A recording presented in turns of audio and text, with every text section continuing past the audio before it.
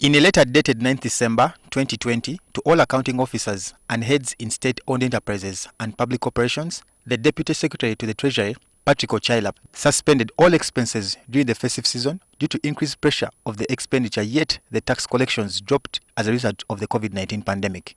During the lockdown from March to July 2020, many businesses were closed in a bid to avoid the spread of the coronavirus. Our assessment is that the revenue which was supposed to finance the activities which are approved by Parliament this year may not come to the extent of about 3 trillion. The revenue shortfall is about close to 3 trillion at the end of this financial year. That's our forecast. If it improves, very fine. But as we see the trends now, it's likely to be revenue shortfall of about 2 trillion. So we borrowed money to replace that revenue shortfall in order for us to meet expenditures as planned. When NTV engaged the Deputy Secretary to the Treasury, he said the government was moving towards rationalizing expenditure, but their efforts to widen the tax base through different approaches. We're now rolling it, digital stamps, to other things like cement, etc., because we started from accessible commodities alone. But if we roll it to every other manufactured good, we shall truly know the real items produced in this country.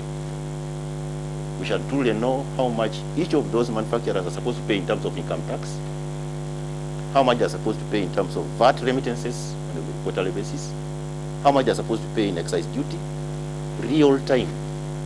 And that will save us. In fact, there are some estimates which are very exciting, but I don't want to release it to you because it will be premature. However, civil society activists claim that some government institutions have not fully embraced the innovations. Found out that, for example, companies that were declaring like 20 million, once you put a digital stamp, that money multiplies by more than 10. You can collect up to 100 million. So, which means that people have been under declaring and everywhere. But now, few companies are targeted, but not all companies are being targeted across the country.